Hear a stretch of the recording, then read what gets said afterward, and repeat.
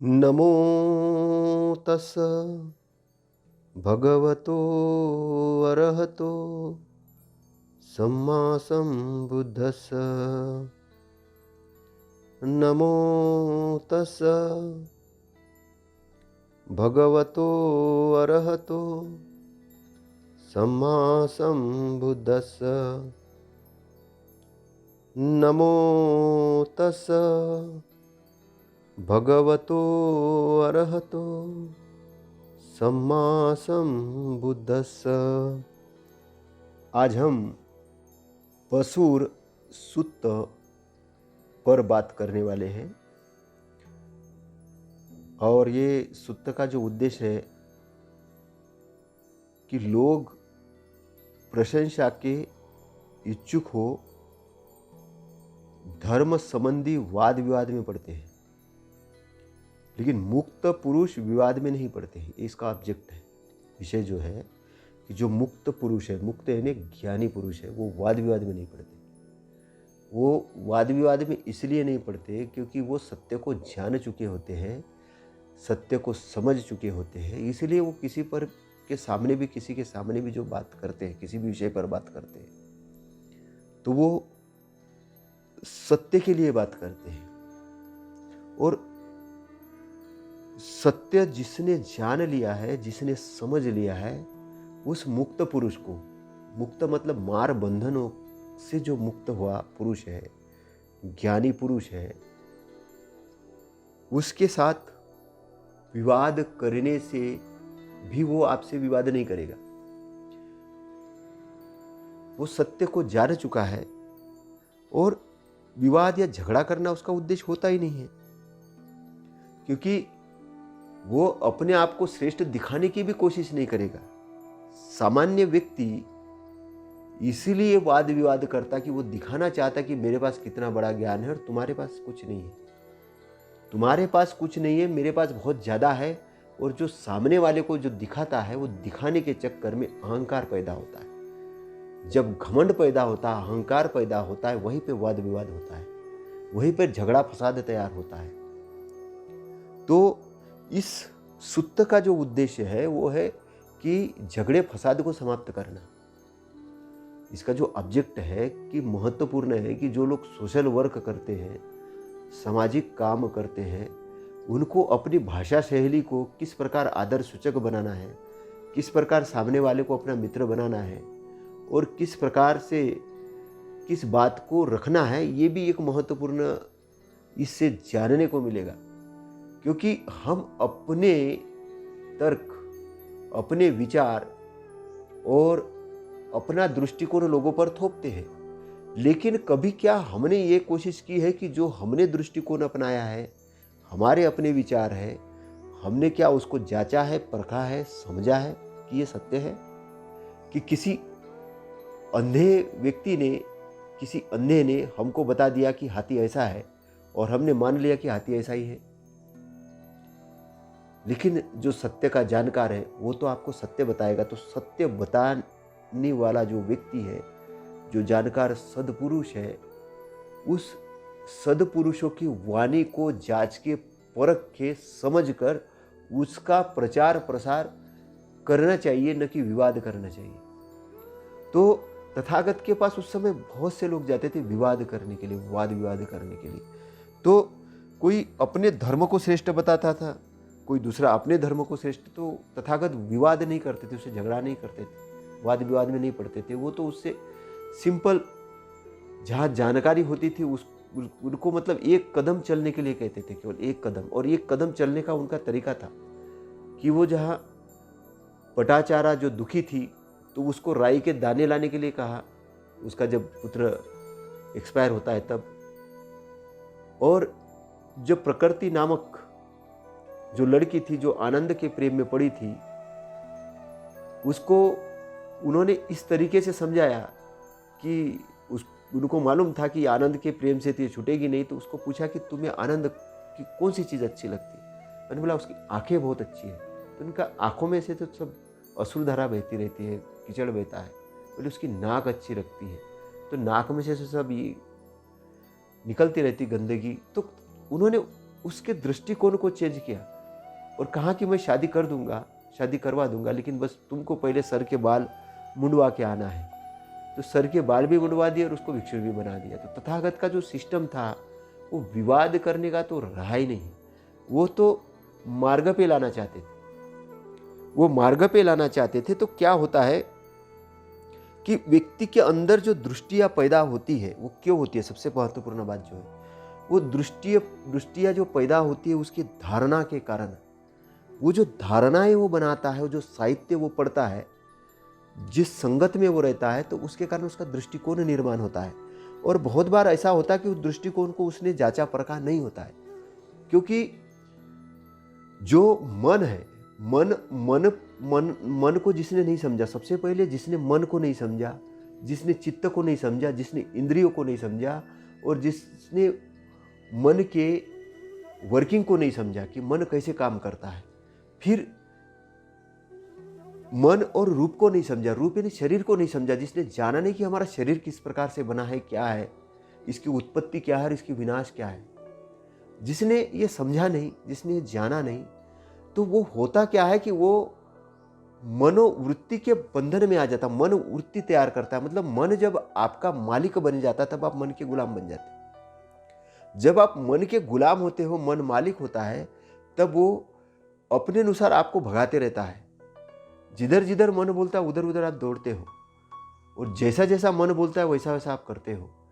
आप मालिक नहीं हो, मन मालिक है। लेकिन जब आप विजेता बनते हो, जब आप ज्ञानी बनते हो, जब आप प्रज्ञावान बनते हो और जब आप सत्य के राह पे आना शुरू करते हो, तो मन आपका मालिक नहीं होता है, मन आपका गुलाम हो जाता है। न मन आपका ऐसा गुलाम हो जाता है कि एक ऐसा नौकर हो जाता है कि आपने उसको जो आदेश दिया वो करता है। आपने उसको कहा ऐसा करना है तब वो करेगा, तो वो कंट्रोल में मन आ जाता है।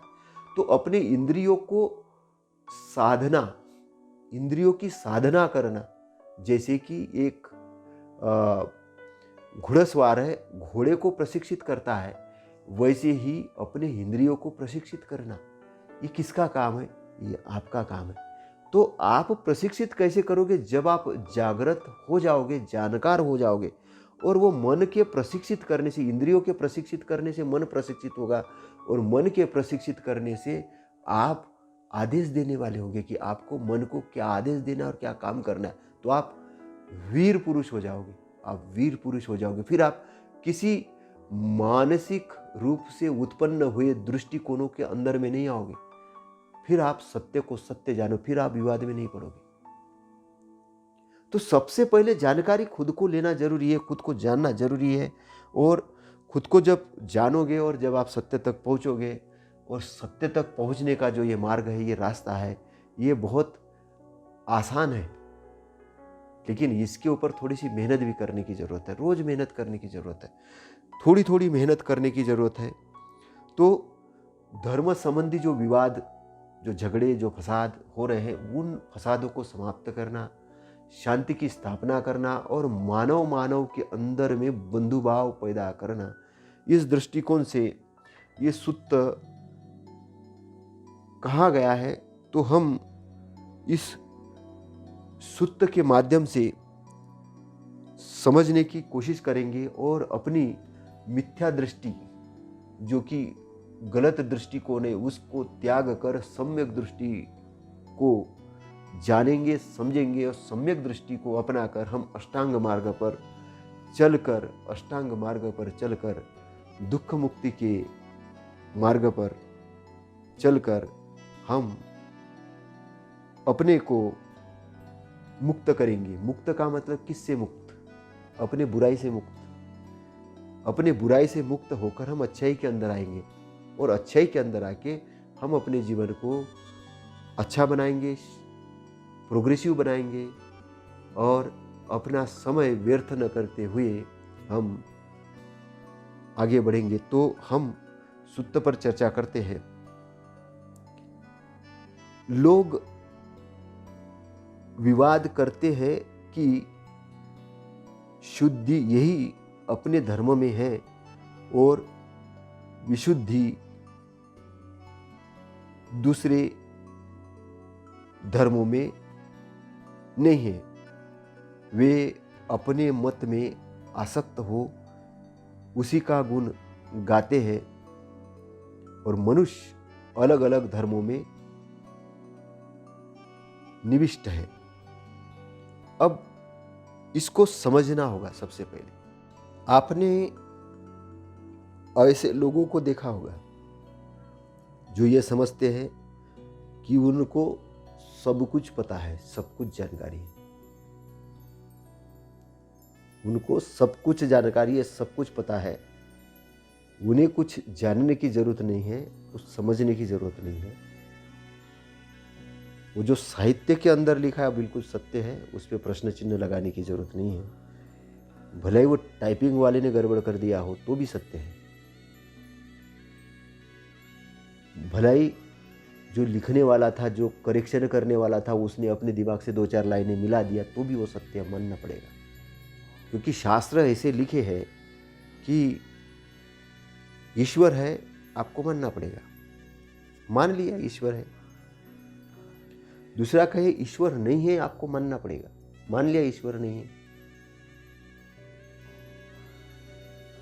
कोई कहेगा ईश्वर ने अवतार लिया है, मानना पड़ेगा। मान लिया।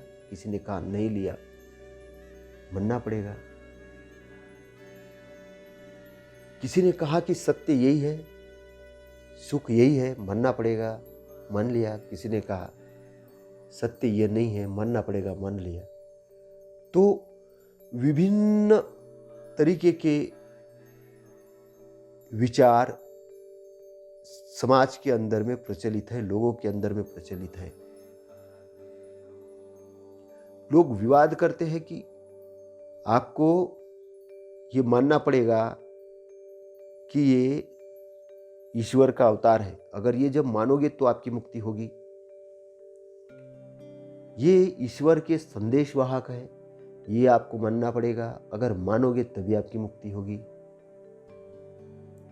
इनकी वाणी ईश्वर की वाणी है, मानना पड़ेगा। अगर नहीं मानोगे तो आपकी मुक्ति नहीं होगी। कुछ कहते हैं आपको ये मानना पड़ेगा कि ईश्वर है ही नहीं, अगर नहीं मानोगे तो आपकी मुक्ति नहीं होगी, मानना ही पड़ेगा। तो अनेक तरीके से वाद विवाद चलते हैं। लोग अनेक तरीके से भटकते हैं। और आपको बता दे कि मन के अंदर में इतनी ताकत है, इतनी परिकल्पना है कि तथागत एक जगह कहते हैं चित्त के संबंध में कि चित्त आपको इतना लाभ पहुंचा सकता है, इतना लाभ पहुंचा सकता है जितना आपके माता पिता, रिश्तेदार, गुरुजन भी नहीं पहुंचा सकते। सही रास्ते पर, सही डायरेक्शन में गया हुआ चित्त, सही डायरेक्शन में गया हुआ चित्त आपको इतना लाभ पहुंचा सकता है जितना लाभ आपके माता पिता, गुरुजन, सगे संबंधी भी नहीं पहुंचा सकते। और दूसरी बात तथागत ये कहते हैं कि चित्त आपको इतनी हानि भी पहुंचा सकता है कि जितने आपके दुश्मन भी आपको नहीं पहुंचा सकते।